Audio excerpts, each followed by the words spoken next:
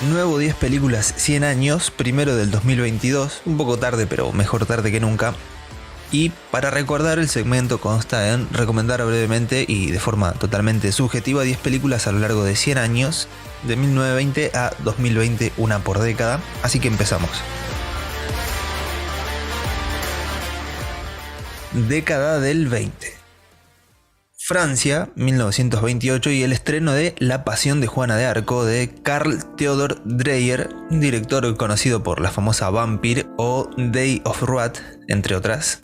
Juana de Arco también, personaje histórico sumamente famoso que ha sido parte de varias películas a lo largo de las décadas, pero lo particular de esta, además de la época y el año en que estrenó, y de ser precursora en llevar al personaje al cine, es que también es prácticamente pionera en el uso de los primeros planos, que son claves además en la historia porque el contexto es con Juana ya arrestada y acusada de brujería y varias cosas más, por lo que esta película constantemente necesitaba que la cámara esté sobre ella, y los primeros planos obviamente sirven para esto, ¿no? Para mostrar bien de cerca sus emociones, sus gestos, y la actuación sublime de María Falconetti, que es bastante conocida en general.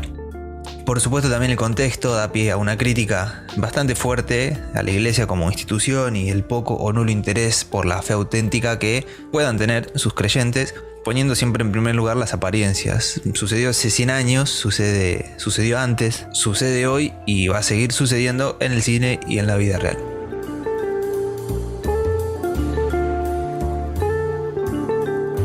Década del 30. Para esta década, una en Technicolor sumamente divertida de aventuras con un personaje igual o más conocido todavía que Juana de Arco. Hablamos de Robin Hood, también llevado al cine y la TV incontables veces y además siendo inspiración para muchas historias y personajes posteriores dentro y fuera del cine. La película es de Michael Curtiz y se titula Las aventuras de Robin Hood.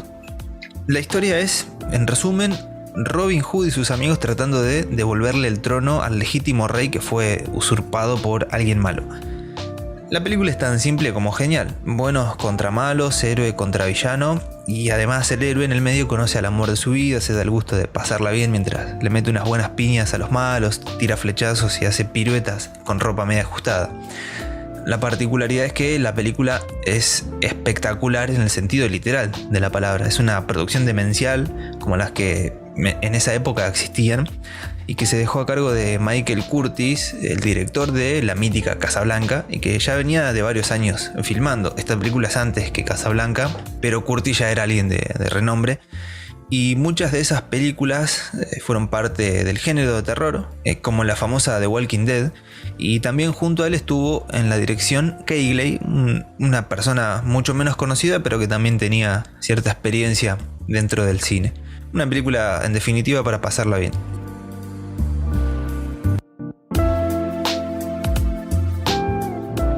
Década del 40.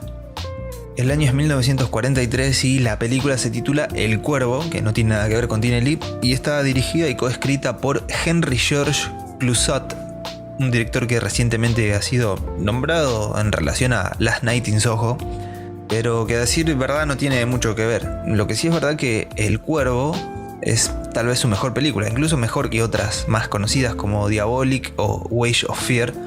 Y esta, un noir, un drama, un thriller, pero con una marca bastante particular que Clouzot dejaba en sus películas, en donde todo parece mucho peor que en otras y generalmente se respira un ambiente un poco más turbio del común, aún incluso cuando hay momentos relativamente graciosos o suaves. Acá una persona apodada El Cuervo empieza a mandar cartas amenazantes en un pueblito francés y empieza a sacar lo que diríamos los trapitos al sol. Obviamente que la pequeña población empieza a inquietarse al ver que nadie se salva, que todos son hipócritas y, como se sabe decir también, en pueblo chico infierno grande. Bueno, la película es literalmente eso. Todos tienen secretos y hay incluso una denuncia bastante grande del director hacia la sociedad fuera de la pantalla, la real, que en ese momento estaban siendo ocupados por los alemanes. Una época no muy divertida para filmar, pero que ha dejado películas como estas con un subtexto mucho más interesante que la mayoría en décadas posteriores. En ese momento, bueno, la población obviamente estaba desquiciada, desconfiaba hasta de sus compatriotas, así que tranquilamente lo ficticio de la película podría estar basado en hechos reales y nadie se daría cuenta. Así que recomendadísimo.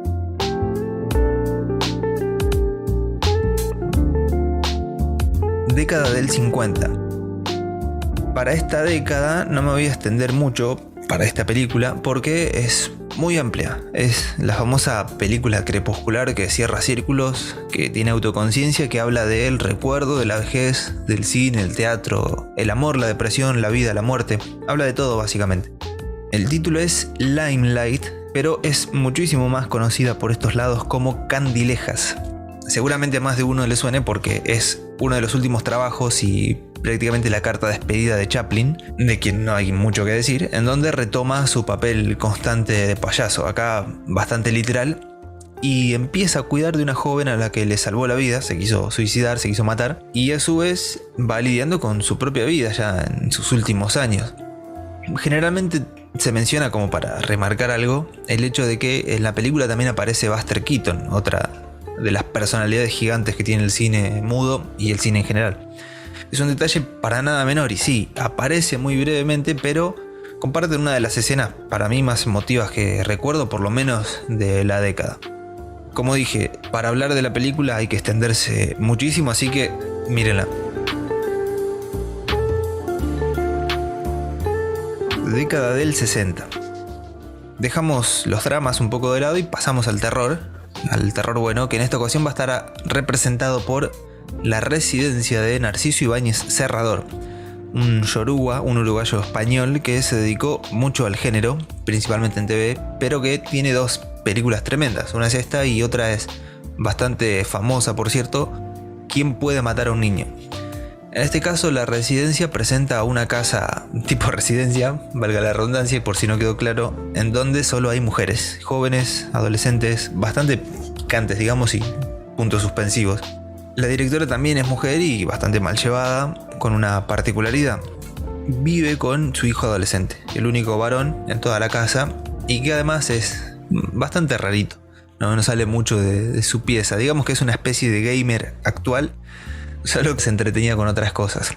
Es una película que prescinde de cualquier facilidad que abunda en el género hoy en día, acaba más a lo sucio, a lo polémico, y es una película que está influenciada por nada más y nada menos que Hitchcock, porque el director era muy fan de él, y también está influenciada por la literatura de terror en general. Uno podría mencionar a Poe, pero también por otros. Probablemente sea o esté entre las mejores películas españolas de la historia y tal vez en el género sea la mejor. Década del 70. Pasamos a un cine bastante maltratado, pero que tiene grandes películas, como es el cine animado. Así como hay animaciones muy para chicos, hay también para adultos, principalmente por los temas que manejan, y esta es una. Watership Down es el título de la película y el director es Martin Rosen. La película va de un grupo de conejos, una colonia, podríamos decir conejos británicos, un detalle que me parece sumamente indispensable, aunque en realidad no tiene mucha importancia en la película más que en la parte geográfica. Bueno, estos conejos británicos, comandados por Hazel, que hablan, se comunican entre ellos y con otras especies, algo bastante común en películas animadas con animales, empiezan a tener un montón de problemas, de bardos, por lo que tienen que emigrar e irse a otro lugar, principalmente por culpa del humano, que es el villano principal de la película, y que también lo es en otra película, por ejemplo, que tiene el director Rosen, también animada, similar, pero con perros en vez de conejos, y que me parece muy buena también, aunque no tanto como esta. Es una película bastante dura.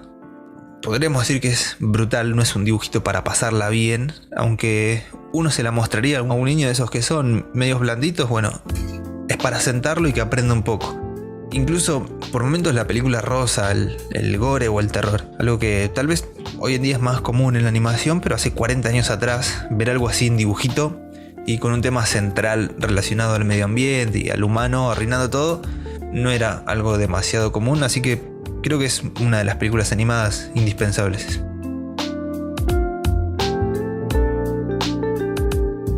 Década del 80.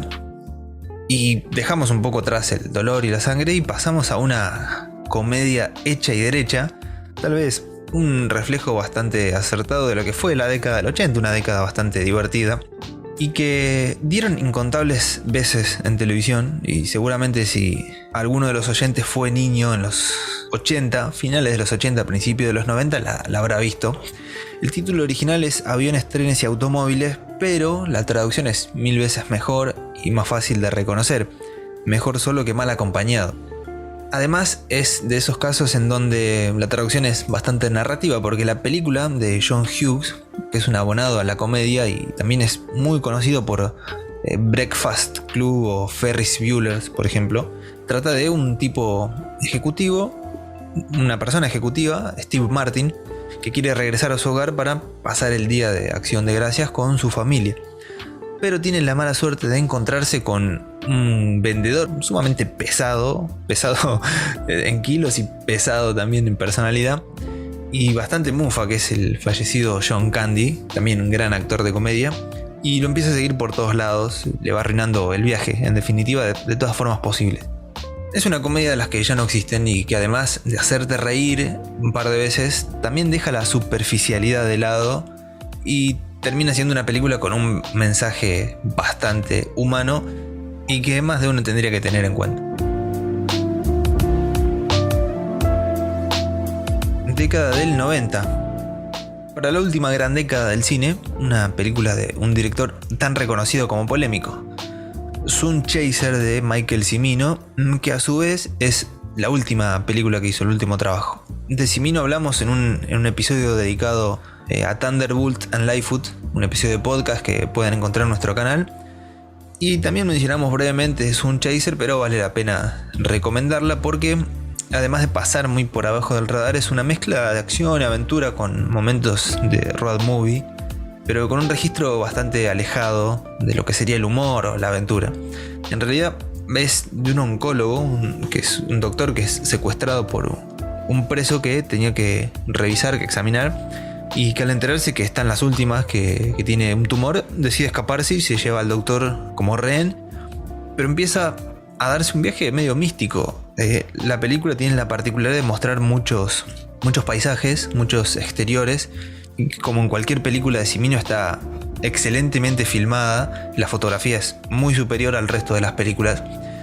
Y bueno, este viaje con el correr de la película se va transformando en una especie de introspección para los dos, cada uno con sus propios problemas, con personalidades totalmente diferentes, algo, dicho sea de paso, bastante común a los personajes que Cimino filmaba, pero que al fin y al cabo, como también se da en otras de sus películas, terminan realizando un viaje literal o simbólico al mismo lugar.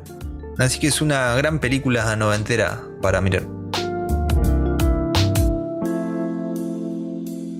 Década del 2000. Para este cambio de siglo, una nacional argentina, exactamente del año 2000.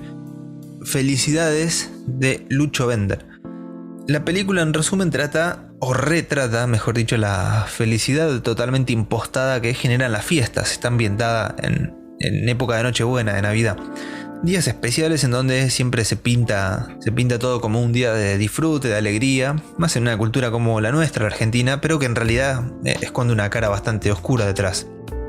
Aporta mucho, lamentablemente, una Buenos Aires a punto de explotar. En esa época no faltaba nada para que llegue uno de los momentos más oscuros del país, en donde una simple calle de noche dice mucho más que varios diálogos, y bueno, el director logró tomar esto de forma bastante positiva.